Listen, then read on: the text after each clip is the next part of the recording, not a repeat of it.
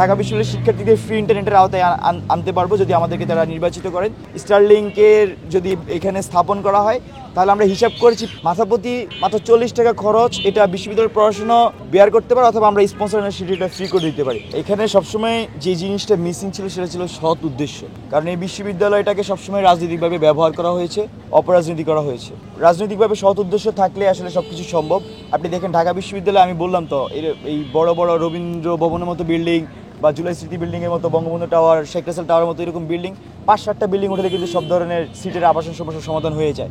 এবং এটা উঠানোর জন্য খুব বেশি ইফোর্ট যে দিতে হবে এরকম না। ঢাকা বিশ্ববিদ্যালয়ে শুধুমাত্র যারা অ্যালামনাই আছেন তাদের সহযোগিতা নিলে এই সকল বিল্ডিং আসলে উঠিয়ে ফেলা সম্ভব। এবং আপনারা দেখবেন যে বৈদেশিকভাবে এখানে কিন্তু তারা আমাদের বিশ্ববিদ্যালয়ে অনুদান দিচ্ছেন। একটু বাইরে এবং দেশের মধ্যে কাজ করলেই আসলে সম্ভব, সরকারের কাছে যাওয়া লাগে না।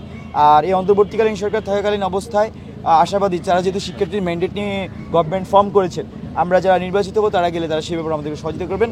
শুধু তাই নয়, নির্বাচিত সরকার যারা আসবেন সামনে তাদের কাছে আমরা সেটা আশা ব্যক্ত করবো। আমরা মনে করছি রাজনৈতিক সৎ উদ্দেশ্য থাকলে এটা খুবই সম্ভব এবং আমরা সেটা নিশ্চিত করবো। আর আরেকটি বিষয় হচ্ছে, আমি ইতিমধ্যে বলেছি ঢাকা বিশ্ববিদ্যালয়ের শিক্ষার্থীদের ফ্রি ইন্টারনেটের আওতায় আনতে পারবো যদি আমাদেরকে তারা নির্বাচিত করেন। বিষয়টি এরকম যে আসলে যে স্টারলিংকের আইডিয়া হয়তো সবাই জানেন, স্টারলিংকের যদি এখানে স্থাপন করা হয় তাহলে আমরা হিসাব করেছি মাথা প্রতি মাত্র 40 টাকা খরচ আসে। মাথা প্রতি মাত্র 40 টাকা খরচ, এটা বিশ্ববিদ্যালয়ের পড়াশোনা সেটা বেয়ার করতে পারে, অথবা আমরা স্পন্সর সেটা ফ্রি করে দিতে পারি। কিন্তু এই আইডিয়াটাকে আমরা বাস্তবায়ন করতে পারবো তখনই যদি তারা আমাদেরকে তাদের নির্বাচিত প্রতিনিধি করেন আর কি। আর আরেকটি বিষয় হচ্ছে, আমরা ইতিমধ্যেই বলছি যে ঢাকা বিশ্ববিদ্যালয় আপনারা দেখবেন যে moral policing, social bullying, online blaming এগুলো কিন্তু চলছে। সোশ্যাল মিডিয়া বুলিং, যেটা সাইবার বুলিং। তো আমরা আগস্ট পরবর্তী সময়ে অনেক কথা বলছি যে নারীদেরকে নিয়ে বিশেষ করে যে সাইবার বুলিং হয় সেটার বিরুদ্ধে।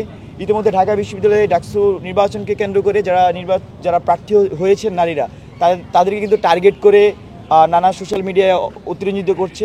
কিছু ফেসবুক গ্রুপ আছে সেগুলোতে অতিরঞ্জিত করছে। আমরা এগুলো বিরোধিতা করছি, সেগুলো নিন্দা জানাচ্ছি এবং আমরা আহ্বান জানাচ্ছি আপনারা কেউ যদি এইসব সাইবার বুলিংয়ের শিকার হন, আমাদের যে আইনি সেল সেখানে যোগাযোগ করবেন। আমাদের আইনি সেলের দায়িত্বে আছেন আমাদের বৈষম্যবিরোধী শিক্ষার্থী সংসদের যিনি আইন ও মানবাধিকার বিষয়ক সম্পাদক পদে পদপ্রার্থী, তিনি আনিকা তাহসিনা। আপনারা তার সাথে যোগাযোগ করতে পারবেন, সেটি আমরা ইতিমধ্যে ঘোষণা দিয়েছি। মূলত 5টা হল নিয়ে কথা বলেছি। আপনারা জানেন 3টা হলের কেন্দ্র ছিল টিসিতে, সেখান থেকে সরিয়ে 2টা হলকে 2 জায়গায় স্থানান্তর করেছে, আরেকটা হলকে টিসিতে রেখেছে। এটা গঠনমূলক। আরেকটা বিষয় আমরা জানিয়েছিলাম, দ্বিতীয় দাবি যেটা ছিল, কুয়েত মৈত্রী এবং বঙ্গমাতা হলের কেন্দ্রটা আমাদের ঢাকা বিশ্ববিদ্যালয় ক্লাবে এখান থেকে সরিয়ে ওইখানে একটা একাডেমিক এরিয়া আছে, সোশ্যাল ওয়েলফেয়ার ইনস্টিটিউট। আমরা বলেছিলাম যে কুয়েত মৈত্রী এবং বঙ্গমাতা হলের সামনে যেই চমৎকার একাডেমিক এলাকা সোশ্যাল ওয়েলফেয়ার ইনস্টিটিউটে যাতে কেন্দ্রটা স্থানান্তর করা হয় এবং শিক্ষার্থীরা যাতে সুন্দরভাবে এসে ভোট দিতে পারে। এত ডিস্টেন্সে এসে অনেকে ভোট দিতে চাবে না, সেখানে প্রায় 4000 শিক্ষার্থী, এত দূর আসা যাওয়ার জন্য অনেকগুলো বাস প্রয়োজন।